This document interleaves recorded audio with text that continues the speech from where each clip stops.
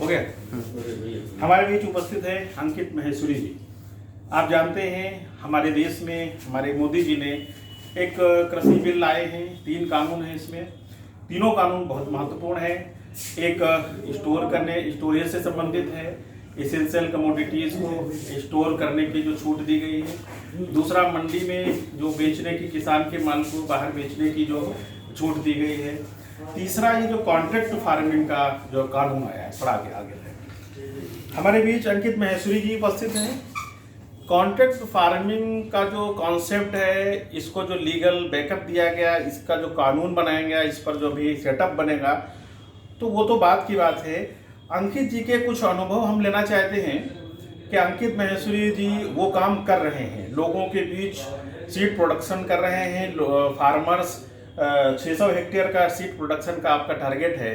Farmers के बीच में seed production करने का आपका बहुत बड़ा अनुभव है, और वो भी कॉन्ट्रैक्ट बेस पे कर रहे हैं। अभी के जो लॉज अवेलेबल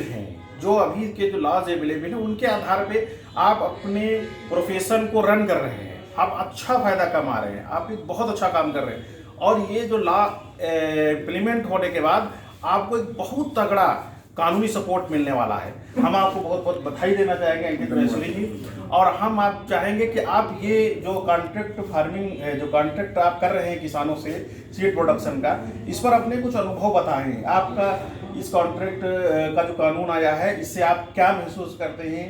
किसान को फायदा होगा, आपको फायदा होगा, क्या इसमें प्रॉब्लम्स हैं? किसान गवर्नमेंट क्या इसमें अमेंडमेंट करेगी और अच्छा हो जाए? और ये जो किसान धरना प्रदर्शन कर रहे हैं, इस पर आपका क्या विचार है? इन सब बातों को लेकर के आप जरा 5 मिनट अपने विचार देने की कृपा करें। वैसे नमस्कार, मैं अंकित महेश्वरी, पेशे से मैं चार्टर्ड अकाउंटेंट हूँ।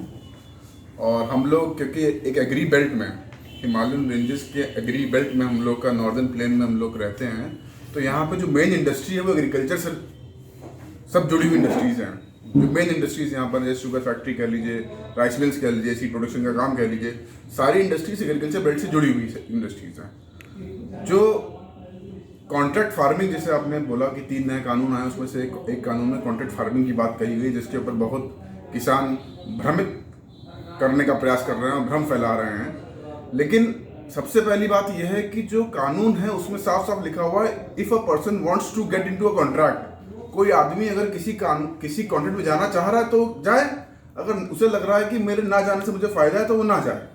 कोई भी बाध्य नहीं है कि आपको जो है एग्रीमेंट करना ही पड़ेगा, ये कहीं भी नहीं लिखा। मतलब किसान के सेल्फ डिसीजन पे छोड़ दिया गया है कि आपको कॉन्ट्रैक्ट फार्मिंग करनी कि नहीं करनी। जैसे हम लोग क्या करते हैं भाई साहब, हम लोग सीड प्रोडक्शन का काम कराते हैं। तो सीड प्रोडक्शन में हम लोग जो यूनिवर्सिटीज़, एग्रीकल्चर यूनिवर्सिटीज़ जो स्थापित हैं, वहाँ से हम लोग शुद्ध बीज जो सीरियल्स का है वो लेकर आते हैं, और यहाँ पे किसानों को बताते हैं कि देखिए, मैं बीज बोने से पहले ही हम उनसे सारी बात करते हैं, उनको अपने सारे नियम शर्तें बताते हैं। हमारा रेट बीज बोने से पहले फिक्स हो जाता है किसान से। किसान को लगता है कि लाभान्वित है ये रेट में मुझे माल देना कि नहीं देना। अगर उसको लगता है कि उसको लाभ मिलेगा तो मुझसे वो कहता है कि ठीक है भाई साहब, हम इस रेट पर अगर आप खरीदेंगे तो मैं आपका बीज बोने के लिए तैयार हूँ। बीज बोने से लेके और हार्वेस्टिंग तक का, from the sowing till the harvesting, हम लोग का पूरा एक क्रम बना हुआ है कि इस क्रम में package of practices, agriculture practices जो हम लोग ने जो 4-5 सालों से हम लोग काम कर रहे हैं, तो उसका अनुभव प्राप्त हुआ, जो बेस्ट उसमें से प्रोडक्शन बेस्ट प्रैक्टिसेस निकल के आई, वही बाकी किसानों का साझा करते हैं कि इसमें आप ये करिए तो इसमें ये बेनिफिट हो सकता है। हम लोग recommended dose of fertilizer as per the university जो बताती हैं, रिकमेंडेड डोज ऑफ पेस्टिसाइड जैसे यूनिवर्सिटी बताती है, रिकमेंडेड डोज कि कितना पानी किस फसल को चाहिए, कौन से बीज में कब बोना चाहिए, क्या उसका अनुमानित समय, क्या सही समय है उस बीज को बोने का, क्या सही समय है उसको काटने का। ये तो अच्छा है। तो आपको क्या लग रहा है, जैसे जो अभी जो आप जो प्रोफेशन अपना कर रहे हैं, जो अभी का जो कानून है, जी। और जो अभी आपने कानून का स्टडी किया होगा कॉन्ट्रैक्ट फार्मिंग का, तो जो नया कानून आया है, तो आपको क्या लगता है नए कानून से किसको फायदा होने वाला है, व्यापारियों को या किसानों को? और जैसा कि बताई जा रही है कि किसानों को इसमें ज़मीन हड़प कर ली जाएगी, तो आपको एज ए चूँकि आप प्रोफेसर में हैं उसमें, तो आप अपने अनुभव बताइए कि इसमें क्या सच्चाई है? नहीं, ऐसा है भाई साहब कि सबसे पहला फायदा किसान को बताया जाता है कि आपको अगर फायदा हो तो आप कॉन्ट्रैक्ट में आ जाइए। तो सबसे पहला फायदा जो पहुंचने वाला है वो किसान को पहुंचने वाला है।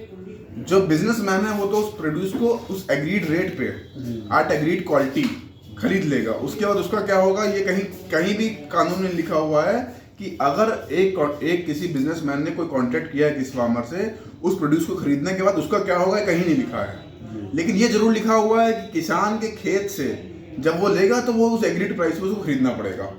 बाध्य किसान नहीं है, बाध्य बिजनेसमैन है, जो जिसने कॉन्ट्रैक्ट करेगा वो बाध्य है। तो सबसे ज्यादा फायदा सबसे पहले फायदा तो किसान को पहुंचने वाला है। अच्छा, इसमें ये बताइए, जैसे आप चूंकि पुराने कानून में भी आप काम कर चुके हैं जी, नया कानून भी आया है, जी। तो आपको क्या लगता है ये कानून आवश्यक था, इससे कुछ आवश्यक था? देखिए, ऐसा है कि हम लोग का जो पुराने कृषि कानून है वो बहुत पुराने हो चुके हैं। वो बहुत कई दशकों पहले के कानून बनाए हुए हैं।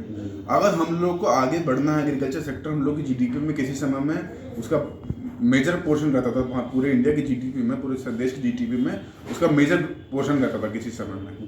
लेकिन आज की तारीख में वो ग्रोथ जो उसका जो शेयर है वो कम होता जा रहा है, सिकुड़ता जा रहा है। तो लेकिन हमें अपने पूरे देश का, मेरी जो 70% आबादी जो रूरल एरियाज में है वो किसानी पे ही डिपेंड है।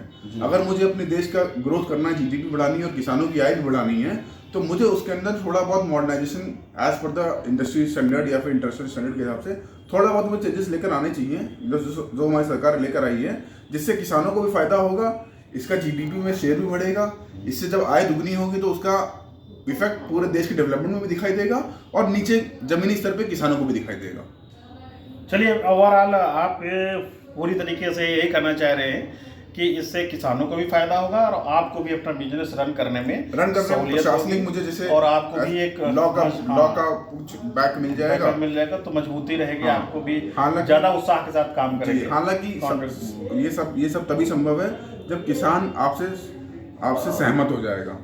बिना किसान की सहमति के आप उसके खेत में जबरदस्ती कोई बीज नहीं उगवा सकते हैं। जब वो कहेगा कि मैं ये बीज उगाना चाहता हूँ, मुझे ये बीज चाहिए, तभी आप उसको बीज दे सकते हैं उगाने के लिए। अच्छा, किसानों को क्या संदेश देना चाहेंगे आप, 2 शब्दों में आप बात कर? किसानों से मैं बस ये संदेश देना चाहता हूँ कि आप लोग भ्रमित मत होइए। ये जो तीनों कानून हैं, इनको जिस तरह से कलरिंग करके गलत तरीके से प्रस्तुत किया जा रहा है, आप इसके बहकावे मत आइए।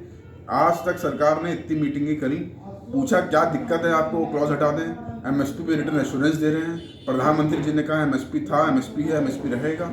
एमएसपी पे ही सारी आप लोग की फसलों के दाम तय होने वाले हैं। तो आप इस कानूनों से जो आपको लाभान्वित अंश है, जिसको आपको लग रहा है कि आप इससे लाभ होने वाला है, उसको आप ग्रहण कर लीजिए। जिसको आपको लग रहा है कि आप इससे लाभ नहीं हो सकता, तो आपको ऑप्शनल है, आप ग्रहण करिए चाहे ना करिए, कोई आपके ऊपर थोप तो देगा नहीं कानून।